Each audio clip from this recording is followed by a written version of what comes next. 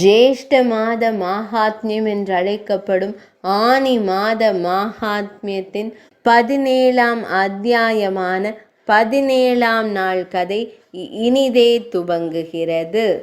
ஸ்கந்தன் கூறினார். ருச்சி ரிஷி முனிவர்களே என்று கூறத் தொடங்கினார்.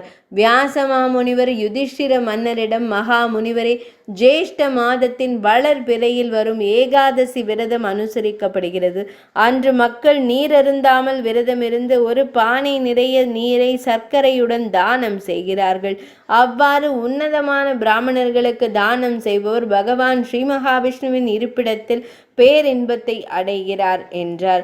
யுதிஷ்டிர மன்னர் வியாசமா முனிவரிடம், துவைபாயனரே, நான் மனித மார்க்கத்தையும் வைத்திய மார்க்கத்தையும் குறித்து செவிமடுத்திருக்கிறேன்.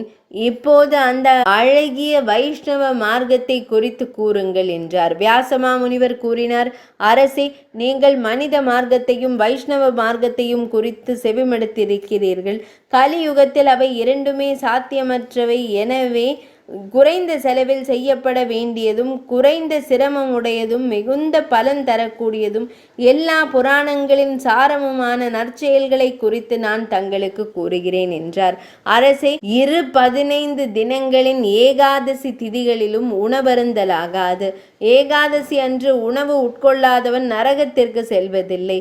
வியாசமா முனிவரின் வார்த்தைகளை செவிமடுத்த பீமசேனன் நடுங்கி பயத்துடன் கூறினான், தாத்தாவே, என்னால் திருப்தி அடைய முடியவில்லை.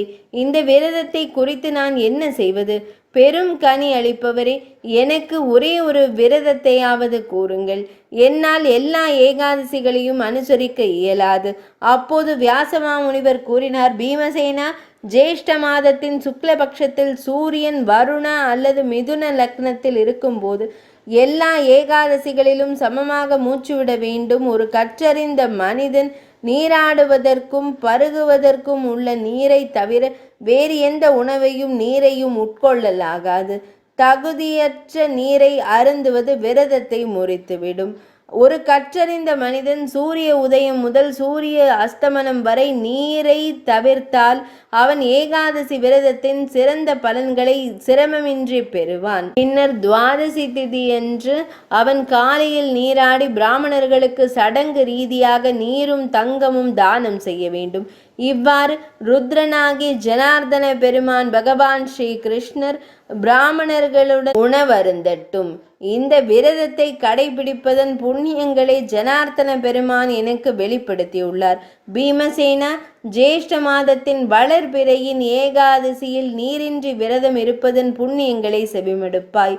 எல்லா தானங்களையும் வழங்குதல், எல்லா புனித தலங்களிலும் நீராடுதல் மற்றும் எல்லா ஆசரிப்புகளையும் செய்தல் ஆகிய புண்ணியங்கள் அனைத்தும் ஜேஷ்ட மாதத்தின் வளர்பிறையின் ஏகாதசியில் விரதம் இருப்பதன் மூலம் அடையப்படுகின்றன. விருகோதரனே, வருடத்தின் வளர்பிறை மற்றும் தேய்பிறையின் எல்லா ஏகாதசிகளும் விரதம் இருக்க தகுதியானவை.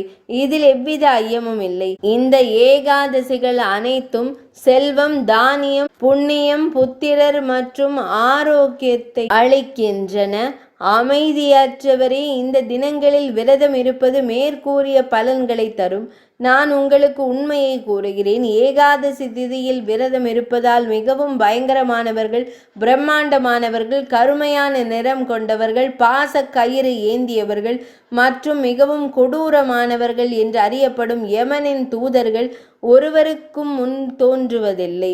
ஏகாதசி திதியில் விரதம் அனுசரிக்கும் ஸ்ரீ வைஷ்ணவர்கள் தங்கள் மரண நேரத்தில் மஞ்சள் நிற ஆடையணிந்த சாந்தமான இயல்புடைய சக்கரம் ஏந்திய மனதை போல் வேகமான பகவான் ஸ்ரீ மகாவிஷ்ணுவின் தூதர்களால் வைகுந்தத்திற்கு அழைத்து செல்லப்படுகிறார்கள். எனவே ஏகாதசியில் நீரருந்தா விரதம் இருந்து நீரையும் ஒரு பசுவையும் தானம் செய்வதால் ஒருவர் எல்லா பாவங்களில் இருந்தும் விடுபடுகிறார். ரித்விக்குகளில் சிறந்தவரே, ஜேஷ்ட மாதத்தின் வளர்பிறையில் வரும் ஏகாதசியில் நீரருந்தா விரதம் இருந்து ஒரு பானை நிறைய நீருடன் தானியங்களையும் சர்க்கரையையும் ஒரு உன்னத பிராமணருக்கு தானம் செய்வதால் ஒருவர் 3 பாவங்களில் இருந்தும் விடுபட்டு பகவான் ஸ்ரீ மகாவிஷ்ணுவின் லோகத்தை அடைந்தும் விஷ்ணு பகவானின் துணையை பெறுகிறார். ஜேஷ்ட மாத மாஹாத்மியம் என்று அழைக்கப்படும் ஸ்ரீ ஆனி மாத மாஹாத்மியத்தின்